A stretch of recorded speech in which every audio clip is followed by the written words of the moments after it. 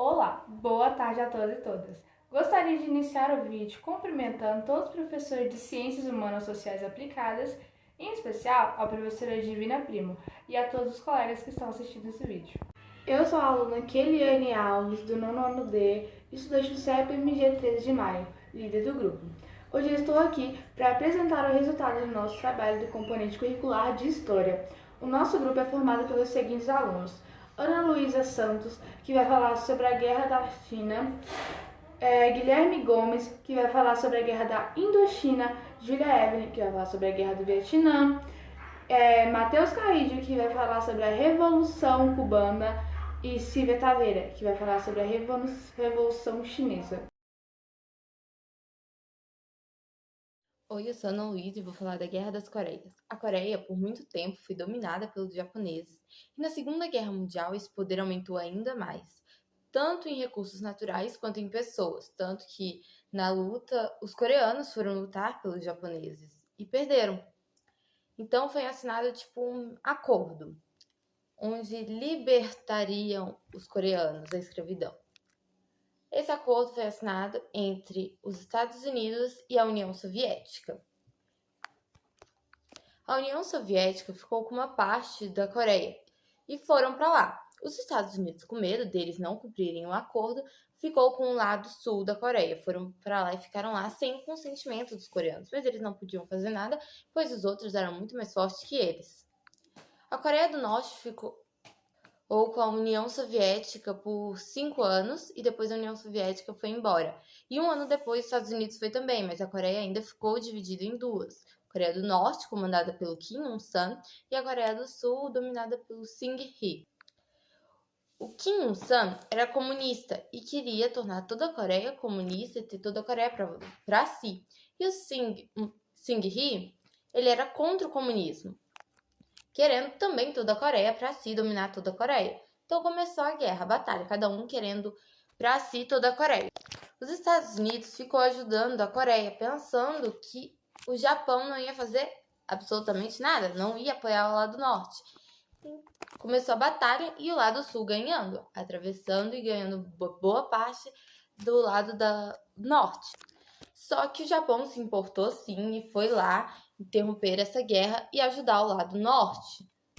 Nisso, o lado norte foi ganhando, pegou uma boa parte, na verdade, mais do que a metade do lado sul. Então, o lado sul espalhou pelos países que, se o lado norte ganhasse, ia para outros países e tornar os outros países comunistas.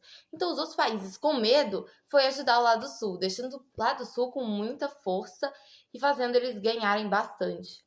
Só que aí depois deu a volta e ficou nessa o lado sul ganhando, depois o lado norte, até que fizeram a guerra de trincheira, que apareceu na Primeira Guerra Mundial.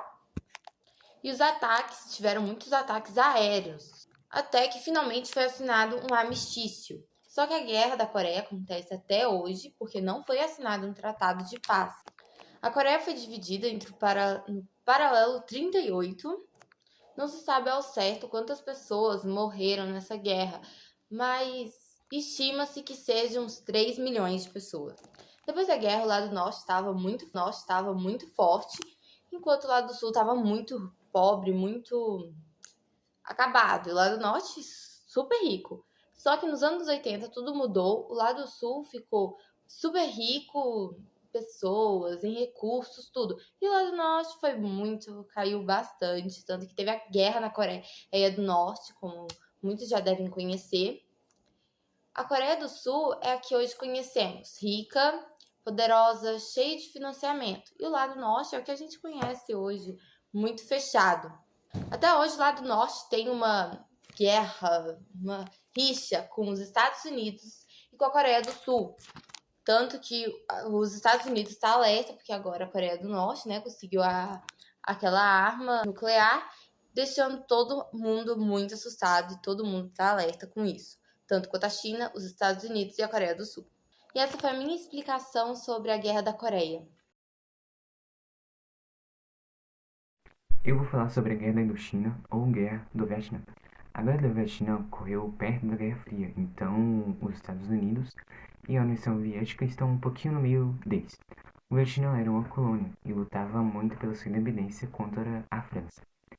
Vietnã se tornou um país independente, mas se dividiu em dois: o Vietnã do Norte, que é o socialista, e o Vietnã do Sul, que é o capitalista. Pouco tempo depois, a parte do Vietnã do Sul sofreu um golpe militar dos Estados Unidos. Os Estados Unidos apoiavam esse golpe porque acreditava que o socialismo de lá ia acabar. Muita gente era contra esse golpe militar. Então, o povoado de lá da Vietnã do Sul, que se chamavam Vietcongs, estavam lutando e recebendo apoio do Vietnã do Norte, um cenário típico da Guerra Fria. O que mais destacou nessa guerra foi o empenho dos Estados Unidos. Eles apoiaram o regime, mandaram suprimentos e depois mandaram centenas de milhares de soldados, 500.000 de soldados. E também foram usados 3 vezes mais a quantidade de bombas nessa guerra do que na Segunda Guerra Mundial. Incrivelmente, os Estados Unidos estavam perdendo, porque os Vietcongs conheciam aquele local. Aquele local era úmido e quente ao mesmo tempo, fazia 40 graus e enchentes, tudo ao mesmo tempo.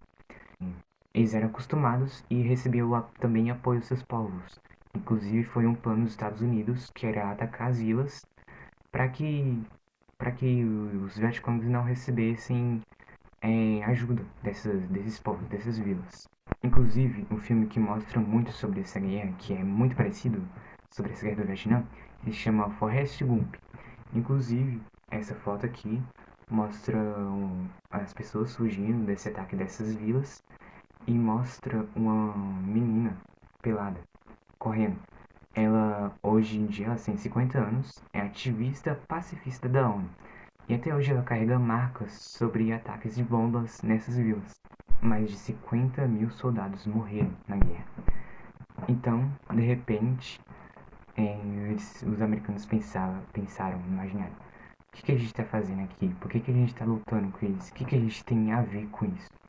Então, de repente, o Vietnã se unificaram, viraram aliados, amigos, amigaram a eles, né? Viraram amigos e tudo voltou ao normal. Vamos falar sobre a Guerra do Vietnã. Vamos começar aí a Guerra do Vietnã em 1961, quando tivemos aí a chegada de milhares de soldados estadunidenses em Vietnã, dando origem aos Vietcongs, que eram apoiados pela União Soviética, China e o Vietnã do Norte. Daí podemos começar também que eles lutavam em condições desiguais. Vou falar um pouco sobre os soldados dos Estados Unidos. Eles eram jovens, não sabiam a geografia local, tinham que se lidar com cobras, insetos, armadilhas dos seus adversários e tinham armas de qualidade, última geração. Já os Vietcongs, eles se escondiam em árvores e não tinham armas muito boas. Aí, como os Vietcongs se escondiam em árvores, os Estados Unidos eles pegaram um avião, colocaram agente laranja e distribuíram pelas árvores. Nisso que eles passavam todas as árvores, assim, as árvores morriam, tendo um prejuízo da terra, porque não tinha como mais plantar, fazendo mal para os Vietcongs e destruindo as árvores ali. Só que aí os Vietcongs tiveram que ter outra ideia, assim, fazendo túneis pela terra ali. E nesses túneis tinham como eles tratarem machucado, comer e andar, se movimentar sem preocupação de achar os seus adversários. Com isso, a guerra foi indo, e nós vamos falar sobre o Acordo de Paris. O Acordo de Paris foi Estados Unidos e o Vietnã do Norte, que falava que os Estados Unidos não ia lutar diretamente com o Vietnã do Norte, mas sim que ia continuar mandando armas e tais para eles conseguirem lutar. E a passar 2 anos, os Estados Unidos desistiu de mandar arma porque ele teve um prejuízo muito grande. Então, eles pegaram ali o Vietnã do Norte e derrotaram facilmente o Vietnã do Sul, assim transformando em uma colônia ou em um país no modelo socialista comunista. Espero que tenha dado para ter entendido. Revolução Cubana. Em 1952, Fulgêncio Batista, juntamente com os Estados Unidos, aplicaram um golpe de Estado. Só que o governo dele foi muito ditatorial e, com isso, alguns grupos ficaram insatisfeitos com o governo dele. Dentre esses grupos tinha um chamado Geração do Centenário, liderado por Fidel Castro. Eles tentaram tomar o quartel de Moncada, mas não deu certo e o movimento foi parado e vários integrantes foram presos e mortos. Em 1955, Fidel Castro, que havia sido condenado, foi liberado e exilado no México. Lá ele conheceu vários opositores e também o Ernesto Che Guevara. E em 1956, ele e os outros opositores, os outros protestantes, desembarcaram em Cuba e começaram sua luta contra o governo. Lá eles conseguiram o apoio dos cidadãos e também e por isso eles conseguiram derrotar a maioria dos militares. E em 1º de janeiro de 1959, Ernesto Fulgêncio Batista abandonou o país após a tomada de poder, assim decretando a Revolução Cubana. Oi, eu sou a aluna Cília Taveira e vim apresentar parte do meu trabalho de História. Eu vou falar sobre a Revolução Chinesa. A Revolução se concretizou em 1949. As suas raízes são antecedentes a isso. Lembrando que anteriormente a China era um império comandado por dinastia. E em várias regiões da China havia dominação estrangeira que acabava dominando territórios chineses. Com o consentimento e a aliança com algumas dinastias, devido a essa situação de dominação externa, vai ocorrer a Revolução Nacionalista, que vai buscar a concretização de uma república na China. Então, vai contra o Império Chinês, que vai acabar derrubando a dinastia. E a China, então, vai se tornar uma república nacionalista comandada por um grupo muito forte. Apesar de ser uma república, os camponeses continuavam sendo, explorados. E nesse contexto que vai criar o Partido Comunista. Chegamos ao final da videoaula. Se você está aqui, parabéns! Eu espero muito que você tenha entendido o conteúdo com clareza e nitidez. Mas, porque é claro, né? Temos alunos ótimos explicando. Mas para você ter uma base melhor e saber se você realmente compreendeu todo o conteúdo, eu vou deixar 4 questões aqui para você fazer. No final vai ter o gabarito certinho. Boa sorte e beijos. Muito obrigada por ter assistido.